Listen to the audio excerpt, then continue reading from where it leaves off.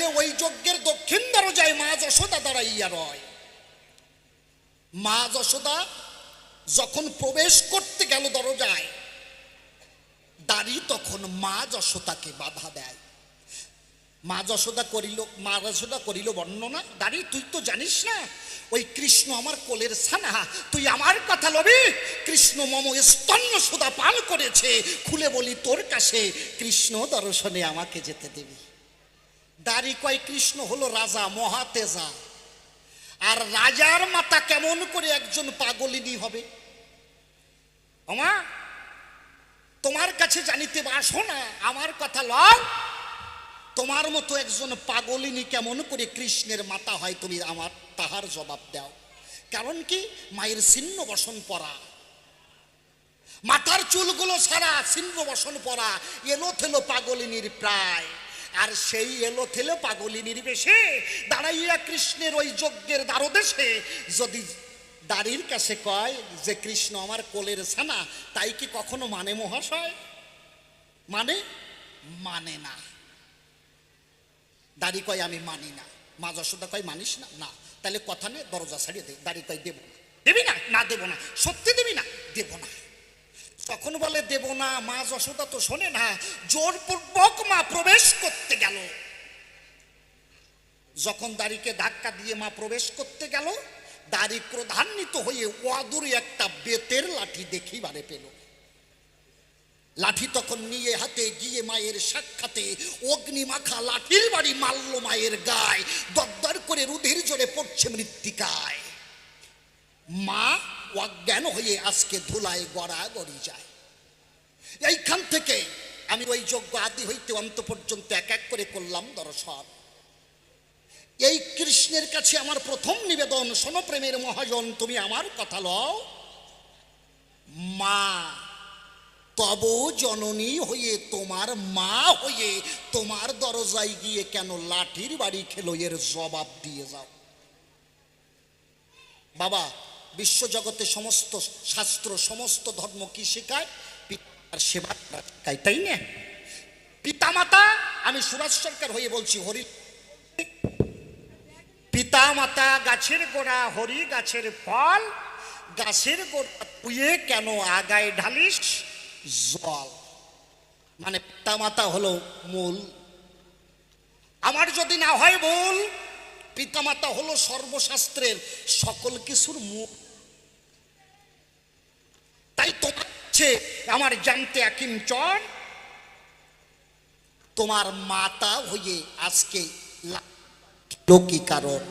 এই মা মারা যজ্ঞ তুমি কেন করো রসময়? এই মা মারা যজ্ঞ করে শোনো কৃষ্ণ নটবরে জগৎ জীবকে কি শিক্ষা দিলে এইটা জানবার অভিপ্রায়।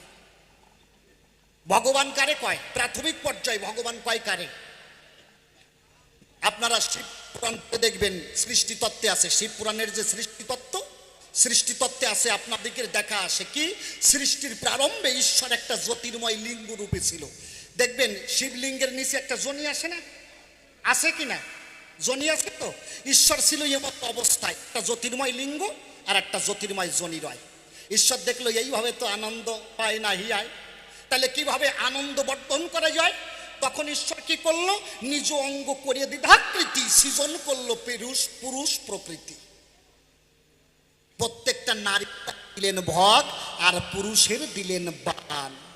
যখন নৈশ শান্তি নিকেতনে খুলে বলি সভা সন্নিধানে, ওই মায়ের ভগে পিতার বানে হয় মিলন, তখন জন্মায় আপনার মতো আমার মতো নন্দন। তাইলে ভগবানকে পিতা মাতা। দেখবেন, আমি সুরাজ সরকার হয়ে বলছি, বাংলাদেশে নকুল বিশ্বাসের একখানা গান আছে, সাজাই আখির দধি দুগ্ধ মাটির মাকে করছো মুগ্ধ, জ্যান্ত মাতর ঘরে বসে বাসি পান্তা খায়, স্বর্গ পুড়িয়ে ছাই হবে তোর মায়ের বেদনায়। তারপরে একটা গান আছে, যারা মাকে ভালোবাসো না তারাই আমার গান শুনো না। যারা মা বাবাকে শ্রদ্ধা ভক্তি করতে জানো না, তাদের কাছে আমার একান্তই বাসনা, তোমরা কেউ আমার গান শোনো না। এইখানে তোমার কাছে আমার রইল নিবেদন, এই মা মারা যজ্ঞ তুমি করলে কি কারণ? ইয়া হইতে জগৎ জীবে কি বা শিক্ষা পায়? কেনই বা তোমার দরজায় গিয়ে তোমার মাথা লাঠির বাড়ি খায়? এর পিছনে কি কারণ আছে খুলে বলবে আমার কাছে। প্রথমবারের নিবেদন রইল তোমার রাঙা পায়। বোঝা গেল? তবে চরণ ধরে করি মানা, বাড়ির গান তো বেশি বাজে কথা হবে না, তাই বলে যেন কৃপণতা করে না। একজন মারাত্মক কৃপণ, বুঝলেন তো? মানে কৃপণ আসে না দুই একটা, দেখবেন জন্মের কৃপণ, এরকম মারাত্মক সাংঘাতিক কৃপণ। ও কি করে, ওই দুটো ছেলে প্রথম বিয়ে করিছে। প্রথম বিয়ে করার পরে দেখবেন বউটারে সুন্দরবনের খলসে ফুলুর মধুর মতো ঠেকে, মনে হয় যেন সাটিয়ে খাই। শরীরের মধ্যে একেবারে 8-10 রকমের ভাব হয় না, হয় কি না? ভাব হয়েছে, উঠে দুটো ছেলে হয়েছে। তা কৃপণ মানুষ তো, বড় ছেলেরে নতুন জামা কাপড় নতুন বই কিনে দেয়, ছোটটারে দেয় না। কি করে, যেই বড় ছেলের জামা কাপড় কিনে দেয় ওইটা যেই পুরনো হয়ে যায়, ওই পুরনোটা ছোট ছেলেটারে দেয়, ছোট ছেলে সেইটা গায়ে দেয়। ছোট ছেলে জন্মের পর থেকে দেখছে বাবা নতুন জামা কাপড় খালি দাদারে কিনে দেয় আর আমারে খালি ঠকায়। দাদার ব্যবহার করা জিনিস তাই আমারে দেয়। ছোট ছেলে জন্মের পরের থেকে, এক বাবা দুটো ছেলে, বোঝেন না, মনে একটা দুঃখ থাকে। ও একেবারে পেশার মতো মুখ, ওর কেউ কোনোদিন ওরে হাসতে দেখে নাই, মুখ সবসময়। দুই ছেলে বড় হয়েছে, ছোট ছেলে কোনোদিন কিন্তু হাসে নাই। দুই ছেলে বড় হয়েছে, বড় হওয়ার পরে বড় ছেলেটাকে বিয়ে দিয়েছে একটা সুন্দরী মাইয়ে দেখে, দারুণ সুন্দরী, একেবারে রূপে গুণে সেই আর কি, আর পরে একটু কব না। এখন বড় ছেলে ভালো সুন্দরী দেখে বিয়ে দিয়েছে, দেওয়ার পরে নতুন বৌমা তো বাড়ি আইছে। বাড়ি আসার পরে স্বামী শ্বশুর আর দেওরে খাতি দিয়েছে। দেওয়ার পরে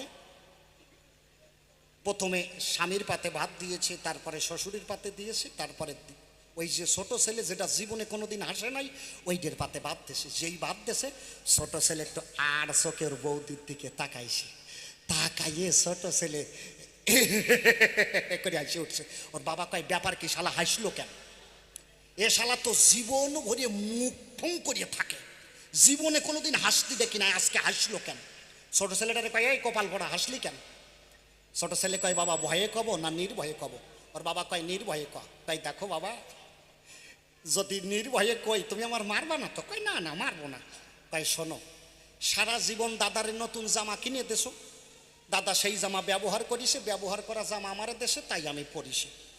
তারপরে দাদার বই পুরনো হয়ে গেছে, সেই ব্যবহার করে বই ফেলাই দেছে, সেই বই আমারে দেশো, আমি ব্যবহার করেছি। তা সারা জীবন দাদার ব্যবহার করা জিনিস সব আমি পাইছি। এই যে দাদার বউ, এ যা সুন্দরী দেখতে, এই বউ দাদা 1 মাস ইউজ করার পরে, ব্যবহার করার পরে ওই বউ আমি পাবানে, ওই আনন্দে হাসতেছি।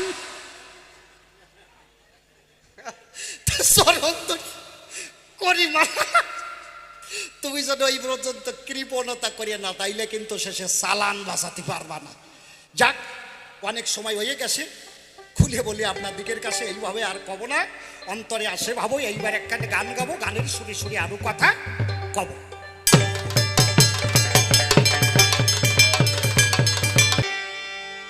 অপার হতে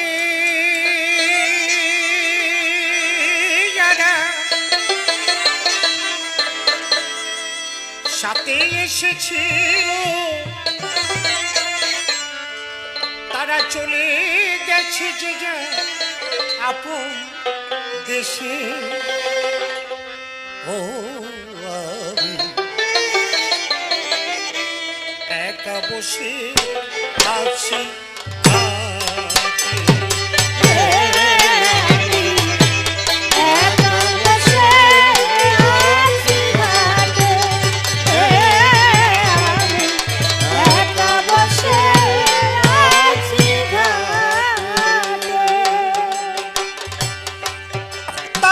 কাঁদিছে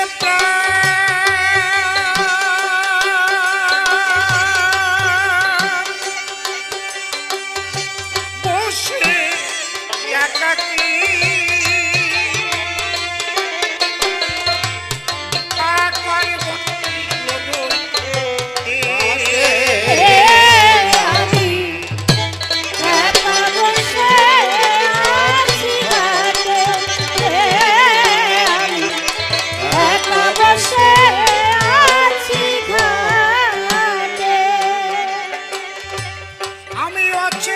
পথিক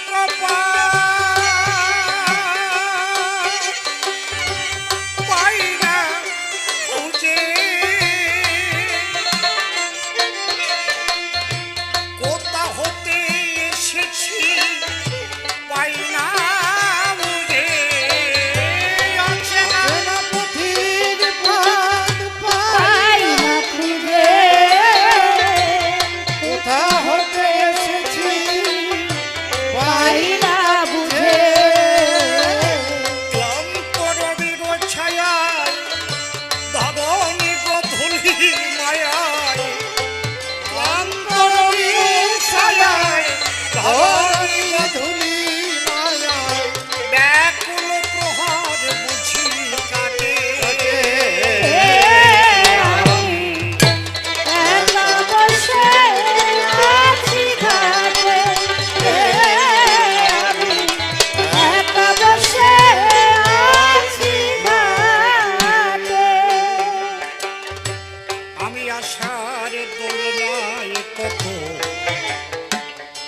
দোল খেয়েছি, হাসির মনেছে কত গান গেয়েছি। আমি আশার দোলনায় কত দোল খেয়েছি, হাসির মনেছে কত গান গেয়েছি। ওরে যাদের নিয়ে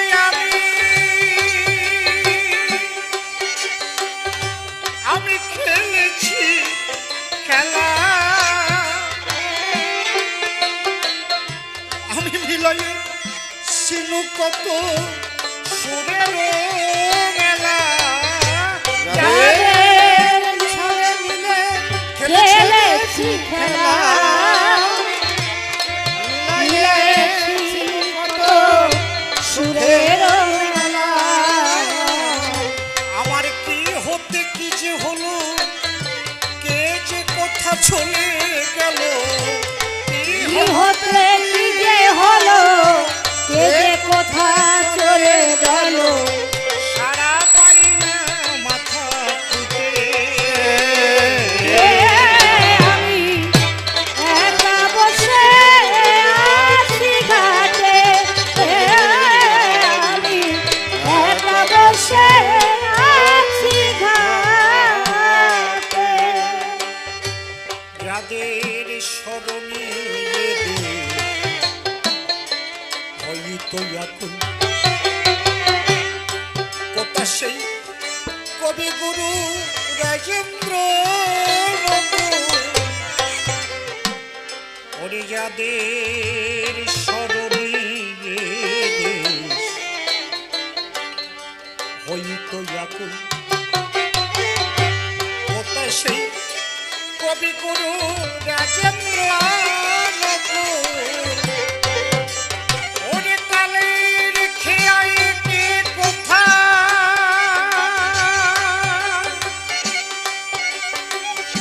চলে গেছে হায়, কোথা সে প্রাণের কবি নিশি অভিযায়। কালের খেয়াতে কোথায় চলে গেছে হায়, কোথা আছে প্রাণের কবি নিশির বিজয়। সারিয়া কবির খেলা অকালে ভাষায় ভেলা, সারিয়া কবির খেলা অকালে ভাষায় ভেলা।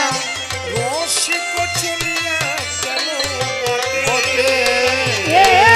আমি একা বসে আছি ঘাটে, আমি একা বসে আছি ঘাটে। আমি শুনেছি সুরাজ সরকার ওই বলছি, অনাদিবাবু জীবনে যত গান লিখেছেন জ্ঞান অনাদি সরকার মহাশয়, এইটাই তার জীবনের শেষ গান। এই গানের পরে তিনি আর কলম দেন না। কবি শেষ জীবনে দেখলেন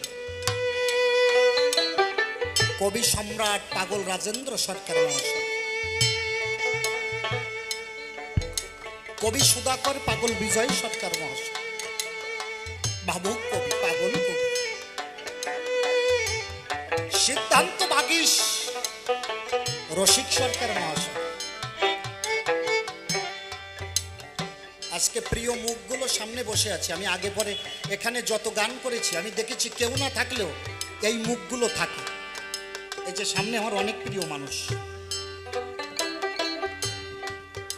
আজকে আমি এখানে দাঁড়িয়ে গান গাচ্ছি, গান গাইছি, কালকে গাইতে পারবো এর কোনো নিশ্চয়তা নেই, বা এখানে যাদেরকে দেখছি কাল এসে যে দেখতে পাবো এ গ্যারান্টি নেই। পাগল বিজয় সরকার মহাশয় বললেন 16 আনা তহবিল নিয়ে করেছি কারবার, জমা শূন্য, খরচ বেশি হয়েছে বারবার।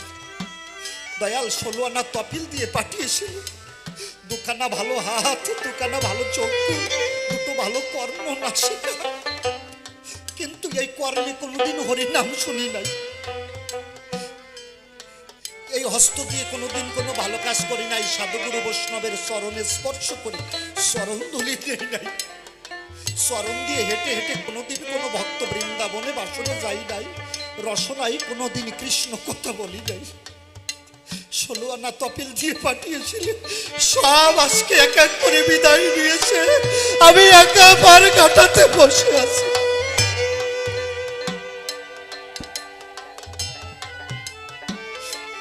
আমার বলিতে হবে কিছু নাই, সব এক এক করে বিদায় দিয়েছে।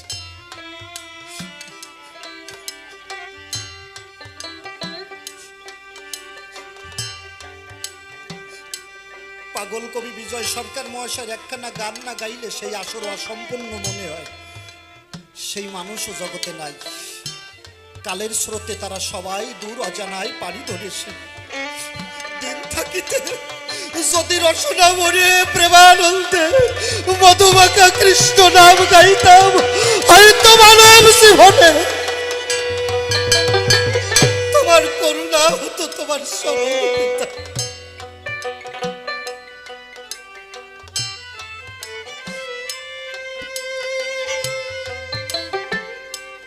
হরিবল।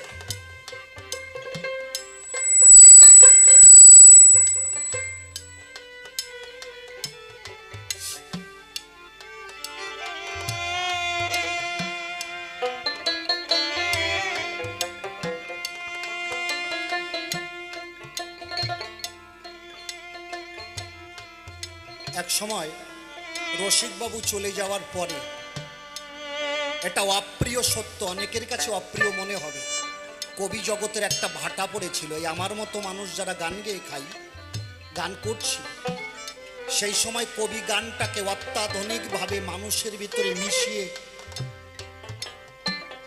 অসীমবাবু আজকে তার সঙ্গে গান গাইছি বলে কথা নয়, আমি এখানেও আগের আসরে বলেছিলাম, আপনাদের অনেকেরই মনে আছে, তিনি এই কবি জগৎটাকে এইভাবে অত্যাধুনিক করেছে।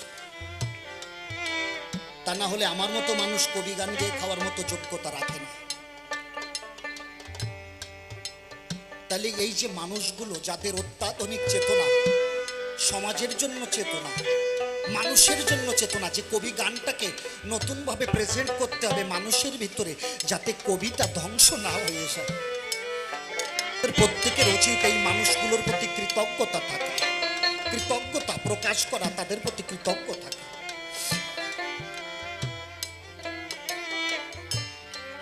তাহলে যারা বড় বড় মহাজন তারা সবাই কালের স্রোতে হারিয়ে গেছে।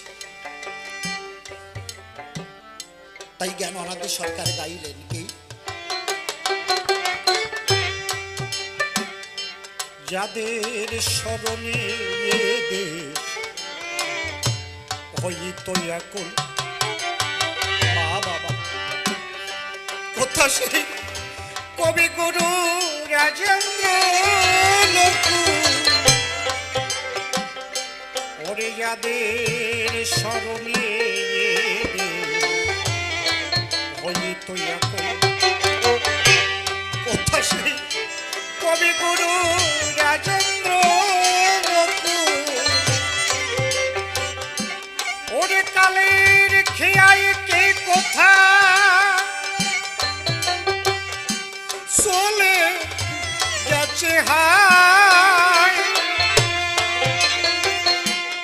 তা সেই প্রাণীর কবি নিশিও বিয়ায় কালের খেয়ায় কে কোথা চলে গেছে হায় কোথা আছে প্রাণের কবি নিশিও বিজয় ছাড়িয়া কবির খেলা অকালে ভাষায় বেলা হারিয়া কবির খেলা অকালে ভাষায় ভেলা রসিক চলিয়া গেল বটে। আমি একা বসে আছি ঘাটে আমি একা বসে আছি ঘাটে আমি জীবন খাতার পাতা কি যে লিখেছি ওরে কিছু তার মুছে গেছে কিছু মনে না জীবন খাতার পাতায় আমি কি যে লিখেছি কিছু তার মুছে গেছে কিছু মনে নাই আমি উলটিয়া দেখি পাতা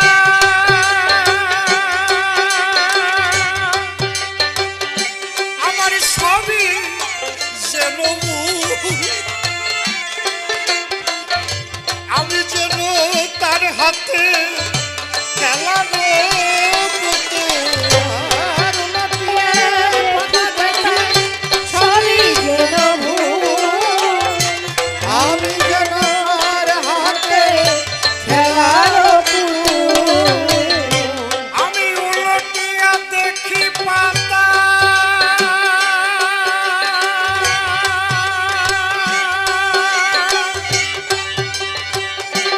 আমার সবই যেন ভুল। আমি যেন তার হাতে খেলানো পুতুল।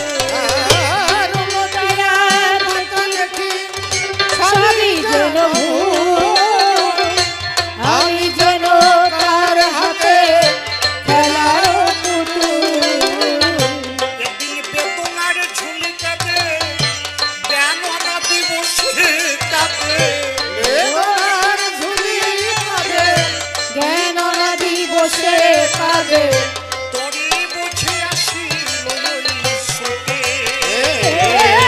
আমি একা বসে আছি ঘাটে আমি একা বসে আছি ঘাটে আশা যাওয়ার সংসারে কেউ তো কারো নয় দু চার দিনের খেলা ঘর না মায়ার অভিনয়। তাই তো বলি অমন ভোলা তুমি কেন করো দেরি একবারে তিনি থাকিতে বদন ভরে সবাই বলো হরি হরি। হরি নামটি সর্বসাধ্য সর্বশ্রেষ্ঠ হয় তিনি থাকিতে হরি নাম জপ ধৈর্যের রসনায়।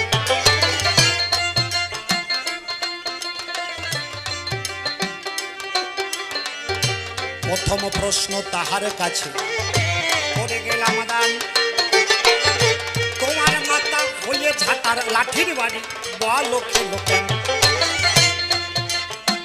তাহলে এই প্রথমে আমি একটা প্রশ্ন করেছি এবার আর একটা প্রশ্ন করি জিজ্ঞাসা শ্রীকৃষ্ণ যজ্ঞটা করছে কোথায় প্রভাস কিনারায় প্রভাসকে একটা নদী নদীটা অবস্থিত কোথায় কুরুক্ষেত্রের যেখানে যুদ্ধ হয়েছিল কুরুক্ষেত্রের মাঠ সংলগ্ন একটা নদী অপবিত্র নদী যে নদীর জোয়ার ভাটা নাই সে নদীটা অপবিত্র নদী অনেকেই ময়লা আবর্জনা ফেলায় কেউ যদি ওই নদীর কিনারা দিয়ে হেঁটে যায় অনেক সময় মলমূত্র ত্যাগ করে তাহলে অপবিত্র নদী যার জোয়ার ভাটা নাই।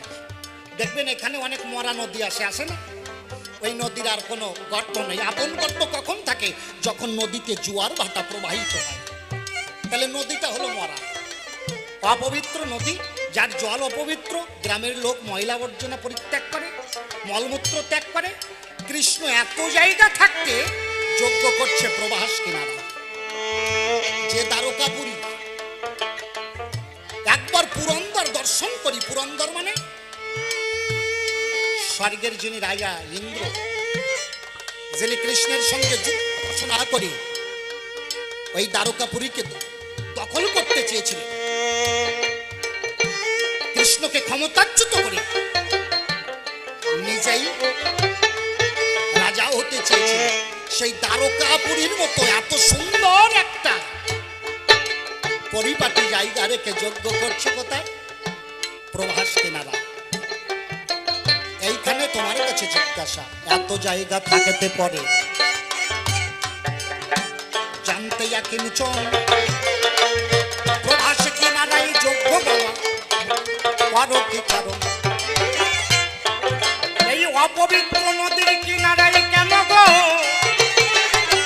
যজ্ঞ তুমি করো রসময়? আর এই তো তোমার কাছে আমার জানতে ইচ্ছে হয়। এই দুটো প্রশ্ন করলাম, আর বেশি প্রশ্ন দেব না। একটা জিজ্ঞাসা আমি সুরাজ সরকার হয়ে বলে আমার গুরুদেব অসীম বাবুর কাছে জিজ্ঞাসা রাখছি। এই যে মায়ের পূজা হচ্ছে, এটাকে ওয়াকালবোধন বলা হয়, ওয়াকালের পূজা, তাই তো? কালের পূজা করেছিল কে? রাজা সুরত, যেটাকে বসন্তকালে করা হয় বাসন্তী পূজা। দেখবেন কালের পূজার তেমন প্রচলন নাই। বাসন্তী পূজা মুষ্টিমীয় কয়েকটা জায়গায় হয়, কিন্তু এই ওয়াকালের পূজাটা সব জায়গায় হয় কি, তাই না বাবা? প্রায় সব জায়গায় দেখা যায়। এইবার এই পূজার দর্শনটা কি? মা দুর্গা দাঁড়িয়ে আছেন দশভুজা, 10 হাতে অস্ত্র, তাই তো? রণক্ষেত্রে মা দাঁড়িয়ে। একজনকে অসুর তৈরি করি, সেই অসুর দেখবেন যারা পালমশায় একটা অসুর তৈরি করে, অসুর মধ্যে মা ত্রিশূল নিক্ষেপ করেছে, সেই অবস্থায় পূজা করে না? তাহলে মায়ের হাতে 10 হাতে যিনি মা, মা শব্দ রসনায়জ্ঞ। মা, এত করা মা কথাটি ছোট্ট অতি, কিন্তু যেন ভাই মায়ের মতো আপন জোনার এই জগতে নাই। তাহলে যিনি মা, তার হাতে অস্ত্র কিসের জন্য? আর মায়ের যারা বাহন দেখবেন, গণেশ এত শরীর স্বাস্থ্য, এই বুড়ি মোটা। ওরে বাবা, ওনার বাহন কি? একটা ইঁদুর। কার্তিকের বাহন ময়ূর, লক্ষ্মীর বাহন পেঁচা, সরস্বতীর বাহন রাজহংস। এই এক একজন আমার কাছে বলেন দেখি, একটা ময়ূর যত বড়ই হোক না কেন একটা মানুষকে বহন করতে পারে নাকি? একটা ইঁদুর গণেশকে বহন করতে পারে নাকি? কোনোদিন সম্ভব নয়। তাহলে এই দর্শনের ভিতর দিয়ে জগৎজীব কি শিক্ষা পায়? ইহার ভিতরে এইভাবে মাতৃপূজার ভিতরে কি তাৎপর্যতা আসে? জগৎজীব ইহা হইতে কি শিক্ষা পাবে? তুমি আমার কাছে একটু সুন্দর করে ব্যাখ্যা করে বোঝাইয়ে দেবে। বোঝা গেল? তবে আর বেশি বলে নাই প্রয়োজন, আমার মতো ভাবের পালা করলাম সমাপন। আরে এরপরে সেই জন্য দেখো সবাতেই আসিবে, তাহার ভাবের কথাগুলি খুলিয়া কইবে। আরে দেখি এসে কোনবা ভাবে কোনবা কথা কয়, আর কোনবা ভাবে বলে তাহার ভাবের পরিচয়। আরে ওই যথাবৎ বড়তা বলবো না খুব বেশি, বেশি বললে দুইয়ের মাঝে হবে রেশারেশি। রেশারেশি দেশাদেশি নাই প্রয়োজন, আমার মতো ভাবের পালা করি সমাপন। আসরেতেই আছেন যতই আমার মাতৃজাতি, সকলেরও চরণেতে জানাইও প্রণতি। পিতৃগণে আসরেতেই আছেন যতজন, আমি বন্দনা করি বাবা সবারই চরণ। কাব্যের ভাষে যদি আমার বহু ত্রুটি হয়, মার্জনা করে ঠাই দেবেন রাঙা পাই। এই যে দাদা ভাই অনুষ্ঠান করে, সত্যিকারে ভালো মানুষ বিশ্বজোড়ে করে, তার যেন দিন দিন শ্রীবৃদ্ধি হয়। আশীর্বাদ করে যেন দয়ালের সময়, এই আশীর্বাদ করবেন যত ভক্ত জ্ঞানীজন। আপনাদের কাছেও আমার এই নিবেদন, নিজ নাম সুরজ সরকার দিলাম পরিচয়। কবিগুরু কল্পতরু অসীম দয়াময়, এ জগতে যাহা কিছু পিতামাতার দান, পিতামাতা সর্বশ্রেষ্ঠ শাস্ত্রের বিধান, তাদেরই চরণে যেন সেবা করতে পারি, এই আশীর্বাদ করবেন যত নতুন নারী। তবে আর বেশি বলে কোনো দরকার নাই, কবির পালা এই কেন দেখান্ত করতে চাই। এরপরে সে জনসভাতে আসিবে, তার অভাবের কথা লিয়া কইবে, দেখে শিকন কথা কয়, আর কোন ভাবে তুমি তার চাই। চরণে জানাই প্রতি এদিকে যত বিদ্যুৎ বন্ধন করে আমি সবার চরণ ভক্তবিন্দুর চরণ দুর্নি ভক্তি চরণে মস্তকে তুলি আমার মন্ত্রী মন্ত্রী করে ডাই দেবেন আপনি চন্দ্রপতি। এই পর্যন্ত আজকের মতো ভাবের ক্ষান্ত হলো। একবার আত্মা শক্তি মহামায়া পিতে প্রেমানন্দে ভগত বৃন্দে হরি